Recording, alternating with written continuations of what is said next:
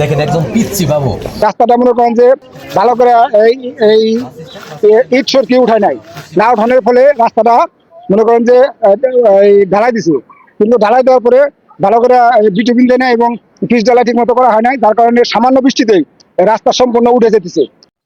এই রাস্তাটা 3 দিন হয় নাই, গ্রিন সিটির রাস্তাটা পাবলিকের টাকা পয়সা নিয়ে চুরি করে কন্ট্রাক্টররা গেছে গা। 3 দিন হয় রাস্তা ভেঙে চুরে গেছে গা। এই রাস্তার জাতি হয় নাই, চুরি করে সব টাকা পয়সা নিয়ে গেছে কন্ট্রাক্টররা সব। হাতের খাঁচিতে বা হাত দিয়ে ধাক্কা দিলে সব উঠে জায়গা। আর রিক্সা যত যায় ওই চাকাটা গেড়ে জায়গা, গাড়ি সহকারে চাকা গেড়ে জায়গা। নষ্ট করে থুয়ে গেছে, আরো পিচ ডাই নাই, খালি ডাইলা থুয়ে গেছে গা। কেদা ছিল, কেদা ময়লার মধ্যে পিচ ডাইলা দিতে বলে কিছুই হয় নাই, লোক সব উঠে যাচ্ছে। বৃষ্টির মধ্যে 1 ইঞ্চি করে ঢালাই দেওয়া গেছে। আমাদের বলছে, আমরা বলছিলাম যে এভাবে কি ঢালাই দিতে হবে? যে আমাদের কোনো বাজেট নাই, বাজেট না থাকার কারণে উনি এইভাবে করে গেছে। আমরা ইঞ্জিনিয়ারের বাধা দিয়েছিলাম।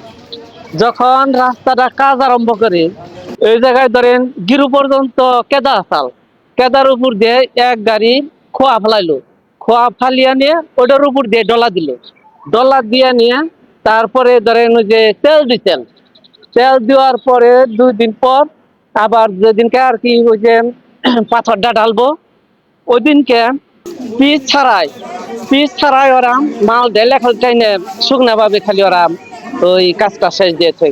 এই ব্রিজের নিচ থেকে এখানে কোনো অটো রিক্সা আগেও আসতে চাইতো না, এখন যে রাস্তা করছে এখন করার পরেও আসতে চায় না।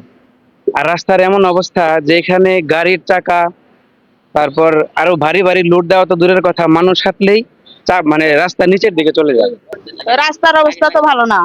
রাস্তা তো পিচ দিয়ে বেশি ঢালাই দেয় নাই, অল্প হাত ঢালাই দিচ্ছে। তো রাস্তা তো কয়েকদিনেতে শেষ হয়ে যাবে। তো ওই ঠিকাদারকে ওই কাজের প্রেক্ষিতে এখন পর্যন্ত কোনো পেমেন্ট করা হয় নাই। তো যেহেতু আমরা তাকে কোনো পেমেন্ট করি নাই এবং সে বর্ষার সময় কাজগুলো করছে, এবং এটার জন্য যতগুলো কার্পেটিং ক্ষতি হয়েছে সবগুলো তাকে পুনরায় ঠিক করে দিতে হবে। তো পুনরায় একটু কার্পেটিং করার পরেই আমরা যখন আবার পুনরায় ইন্সপেকশন করবো, ইন্সপেকশনের পরে আমরা তাকে বিল দেবো, এছাড়া তাকে কোনো বিল দেওয়া হবে না। সর্বশেষ এটাই যে এই রাস্তা এর আগের বার করছে ভেঙে গেছে, এইবার করছে ভেঙে গেছে। সবার কথা একটাই যে আমাদের এই রাস্তা এটা ঠিকঠাক করে দেন আবার।